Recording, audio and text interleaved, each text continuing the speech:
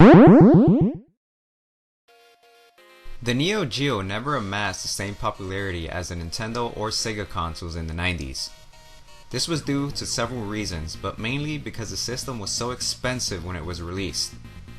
Even the games themselves cost as much as a video game console. The reason for this being that the game cartridges were direct ports of their arcade counterparts. Now with that being said, a recent find has created a lot of craze in the retro gaming community. A mysterious unreleased NeoGeo fighting game was recently discovered, with no name being directly attached to this prototype. And so in today's video, we'll be discussing what is known about this mysterious game. This prototype was initially discovered by Brian Hargrove, who goes by NeoTurf Master in retro forums. Hargrove took a chance by bidding on a Japanese auction where the seller was selling an unlabeled, unspecified ROM board. He blindly bid and won the auction for $600 US.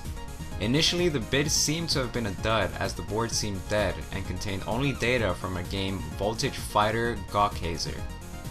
Hargrove became curious and kept digging into the game's data and eventually got it to work.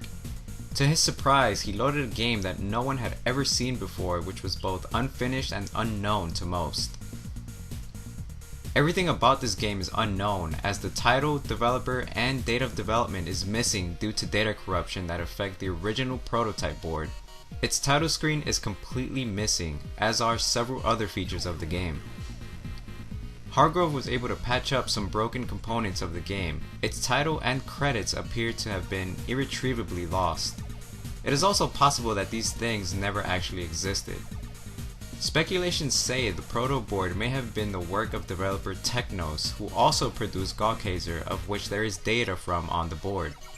The unknown game seems to have a Dungeons and Dragons type of theme to it. Several people have also speculated that the game might have been Techno's Deathmatch.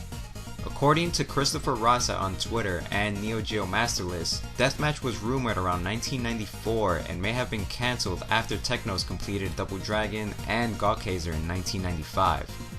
A second possibility, given the Gawkazer label on the ROM, is that this could be another Technos rumored game, a supposed Gawkazer sequel entitled High Voltage 12+1.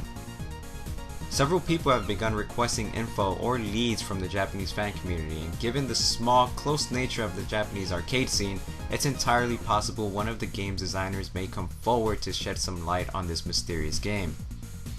The game has very elaborate and vibrant backgrounds, along with a variable character mechanic. Each character has an option of choosing between 3 different stances: lawful, neutral, and chaotic. Think of it similarly to the Mortal Kombat X character mechanics.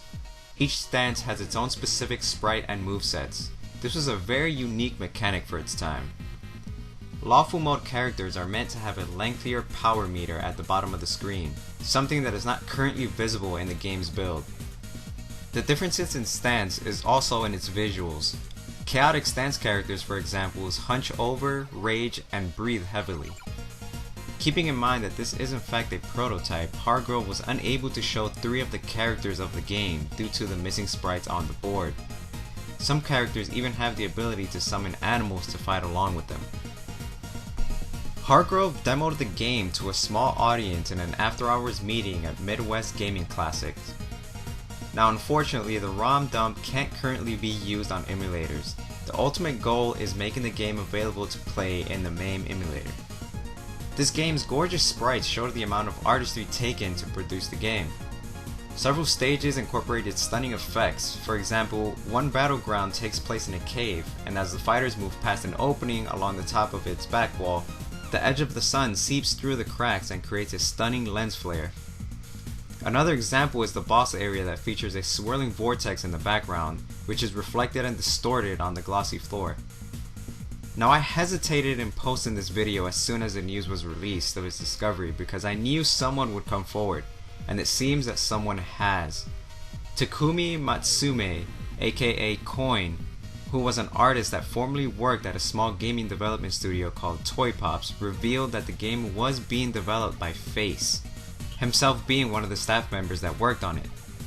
The game was eventually cancelled, and to his recollection, the tentative name of this title was Dragon's Heaven. Now Koji Ogata, a former Technos graphics developer, also confirmed Matsume's assumption that the former Technos developer may have been involved in the game. Now given the high quality of visuals that this game had, I wouldn't be surprised to see fans come forward and step in to finish the game's unused bits and pieces. And that is all that is currently known of this mysterious game. Thank you guys for watching. Check out some of my other videos if you'd like, and check out some of these other awesome websites for any video gaming needs. I'll have the link in the description below. I'll see you all next time.